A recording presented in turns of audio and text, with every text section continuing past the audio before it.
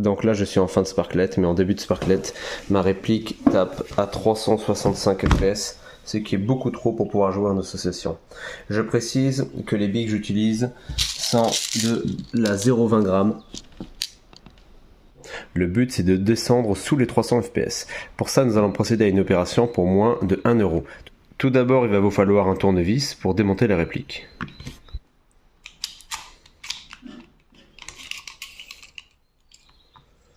Donc ça, on s'en sert pas. C'est cette partie-là qui nous intéresse.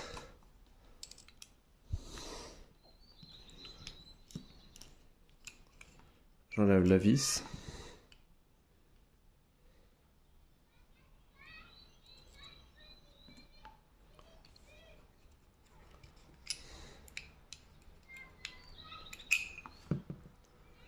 Alors attention à cette pièce. Et c'est ici que ça nous intéresse, à l'intérieur. Alors la pièce qui nous intéresse est à l'intérieur. C'est la soupape. Plus elle sera courte, plus on diminuera la puissance. Donc on va pouvoir soit la tailler pour diminuer la puissance, mais là du coup l'opération sera irréversible. Sinon on peut en fabriquer une à moindre coût pour moins d'1 euro. Alors voici l'opération que je procède pour fabriquer une soupape artisanale à moins d'1 euro. Donc je suis allé acheter de la visserie et de la gaine thermorétractable. Et j'ai trouvé la vis qui me correspond le plus. Donc ici j'ai une vis de 40 mm de longueur, une tête type fraisée, donc c'est ce design là de la tête, et de la gaine thermorétractable. Et je vais vous montrer comment je procède pour fabriquer une soupape. Donc voilà, ça c'est une soupape artisanale. Donc en attendant que le fer chauffe, je prends ma gaine thermorétractable, je coupe un bout à la bonne longueur, je le mets en butée.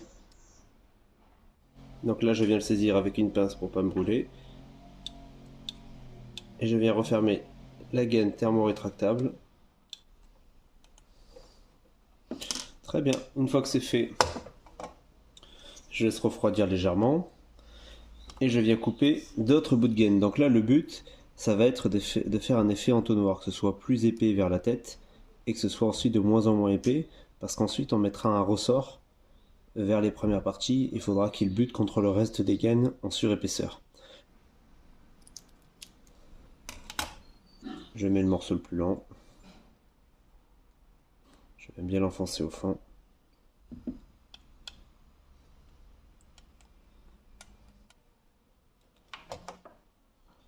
Et dernier bout de gaine.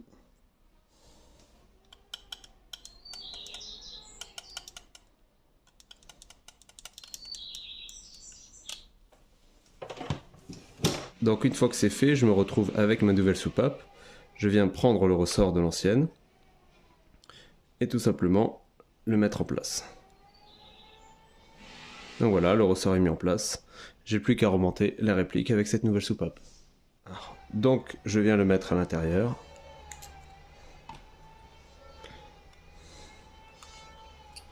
Et je remonte le tout.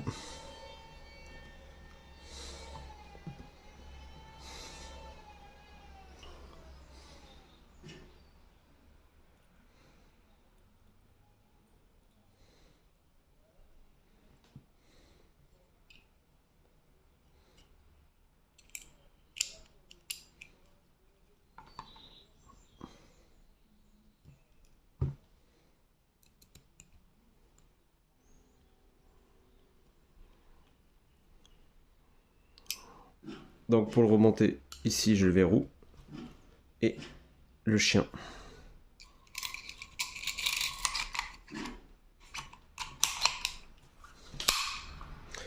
Et c'est parti pour le test.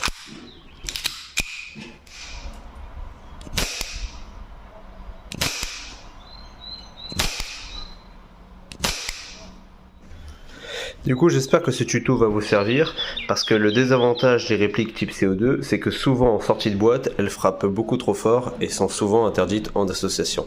Mais là, du coup, avec cette petite modification pour moins d'1 € et qui prend en termes de temps quasiment rien, ça m'a pris 3 minutes à tout casser, et ben vous pouvez downgrader votre réplique, comme ça vous pourrez jouer en association.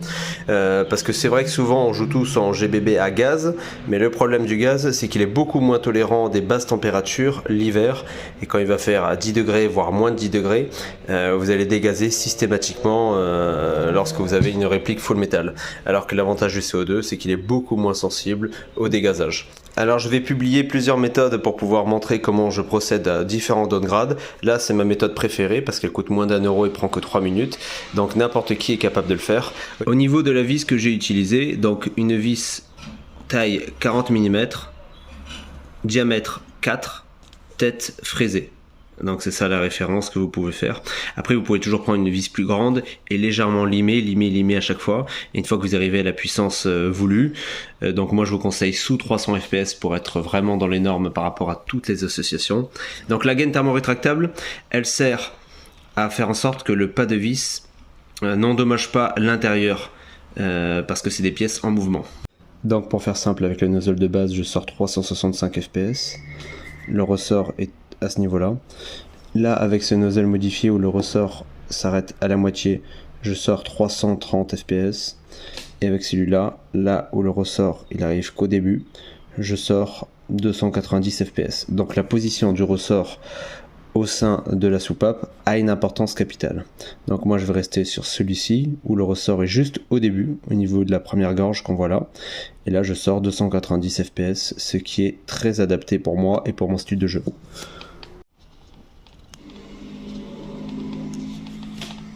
Alors, rendant à César ce qui appartient à César, ce tuto n'est pas de moi. J'ai recopié un forum que je mets le lien en description. Et j'ai fait que recopier, faire une vidéo dessus afin de pouvoir vous le transmettre avec un autre format. Du coup j'espère que ça va vous encourager, qu'on verra de plus en plus de répliques type CO2, notamment des répliques qu'on voit assez rarement sur les terrains, comme le mini Uzi KWC, voilà, qui sort à 400 fps, donc beaucoup trop, ça serait bien de le voir sur les terrains, ou d'autres répliques type carabine M1 Garand qui fonctionne avec des sparklets et qui sort au-dessus de 400 et qui est tout le temps interdit.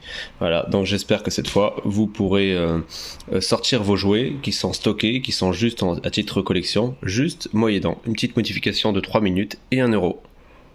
Je vais faire d'autres tutos de ce genre pour montrer différentes manières pour downgrader. Là j'ai commencé par celui-ci parce que pour moi c'est la meilleure manière, ça coûte peu cher et peu de temps. C'est pour ça que pour moi c'est la méthode numéro 1 que j'encourage à faire pour toutes les répliques type CO2 qui sont trop puissantes. Donc voilà, sur ce j'espère que la vidéo vous a plu, n'hésitez pas à mettre en commentaire vos méthodes, vos techniques et j'en sortirai régulièrement pour faire une playlist là-dessus. Comment downgrader des répliques type CO2. Au revoir.